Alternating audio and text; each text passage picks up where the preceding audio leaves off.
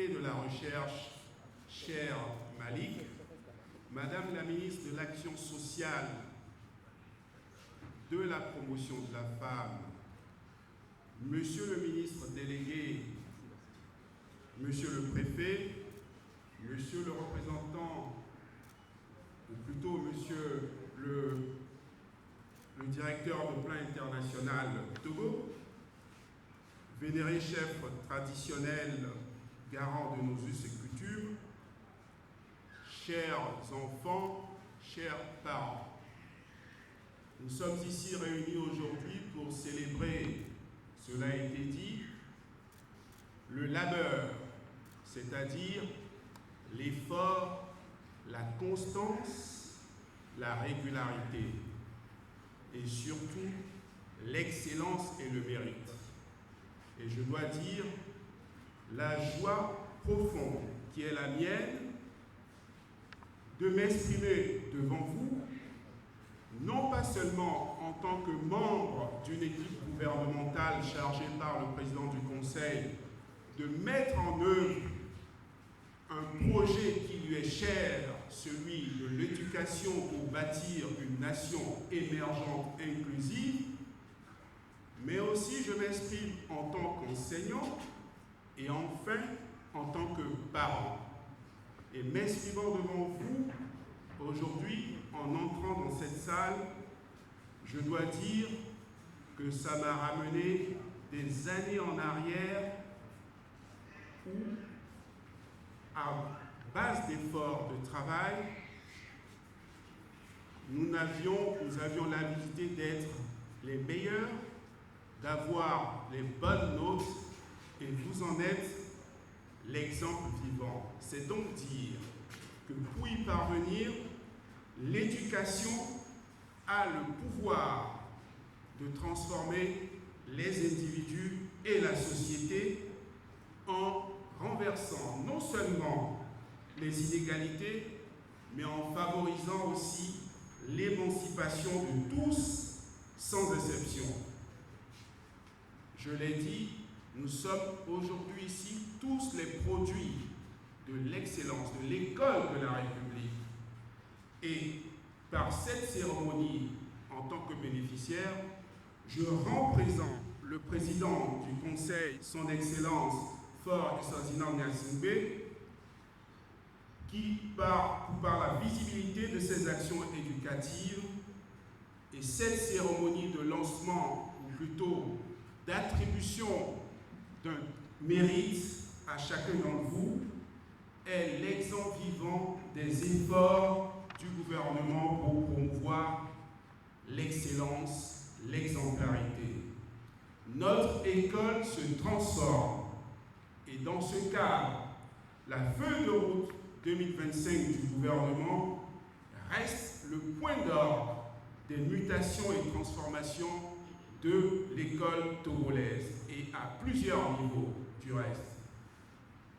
Sans école, il n'y a pas d'école sans élèves heureux et sains.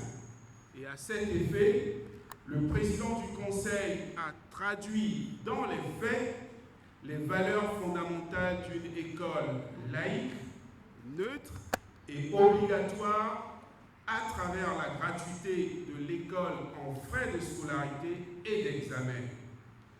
Il en est de même pour l'assurance maladie School AMU, des cantines scolaires qui réduisent les maladies et la faim à l'école. Ensuite, nous avons, sous les instructions du président du Conseil, construit 7004 salles de classe, réhabilité certaines, et nous savons que pour y parvenir et pour faire en sorte que nous ayons une éducation de qualité, il faut des enseignants. Et à cet effet, plus de 18 300 enseignants ont été recrutés de 2020 à 2025.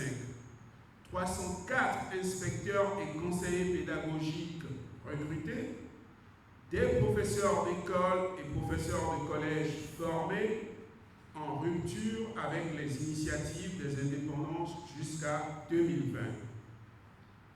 En En outre, pour favoriser l'employabilité des jeunes et pour diversifier les apprentissages, le gouvernement s'est efforcé de faire en sorte de diversifier les offres de formation au niveau de l'enseignement technique, des offres de formation qui favorisent l'employabilité des jeunes pour l'insertion professionnelle et réduire les facteurs de vulnérabilité dont l'exclusion et la déscolarisation, en dotant nos jeunes de compétences pratiques, adaptées et innovantes. L'enseignement technique constitue aussi un levier de transformation sociale et économique. Il permet de valoriser les talents, de créer des opportunités d'emploi décents et d'assurer la résilience des communautés face aux mutations du monde contemporain. Sans compter tous les efforts qui sont faits dans l'enseignement supérieur et dans cet esprit de continuité, l'enseignement supérieur met en place des métiers prioritaires qui permettent d'orienter les jeunes vers les réalités de notre marché du travail en renforçant la pédagogie universitaire avec le développement de centres dédiés sur les deux universités, celles de Lomé et de Kara. Je dois aussi noter l'amélioration du lien avec l'entreprise pour la mise en place de formations obligatoires en intelligence artificielle et en anglais, mais aussi la construction d'infrastructures telles que Unipod qui nous accueille ce jour, et bientôt des bâtiments, des centres d'excellence. Enfin, je dois souligner que le président du Conseil a mobilisé son énergie pour doter nos deux universités d'infrastructures à la hauteur des ambitions qui visent à faire de l'éducation un puissant levier d'émergence de notre nation. Ainsi, l'université de Kara sera bientôt achevée et celle de Dakar est très avancée, sans oublier les travaux pour transformer l'université de Lomé. Le secteur de l'enseignement supérieur au Togo, tout comme dans de nombreux pays, est en constante évolution pour répondre aux besoins du marché du travail et aux défis économiques et sociaux de notre pays. Enfin, bien sûr, on ne peut parler d'école sans enseignants. La condition enseignante reste une préoccupation majeure. À l'idée que l'enseignant motivé, engagé et compétent est la clé de voûte d'un système éducatif performant. Au-delà des moyens roulants et de la prime enseignante en faveur du personnel enseignant, le gouvernement a établi un dialogue constant, permanent avec les syndicats au fin de la résolution des difficultés inhérentes à tout corps administratif. Les mesures de réforme ambitieuses et fortes qui seront annoncées demain permettront, au titre de la rentrée scolaire 2025-2026, de couronner un édifice institutionnel clair, conforme à la raison et ouvert à la vie. Je dois aussi mettre l'accent sur l'effort qui est fait pour l'éducation des jeunes filles, car investir dans l'éducation des filles, c'est investir dans un avenir plus juste, plus prospère et plus résilient pour l'humanité tout entière.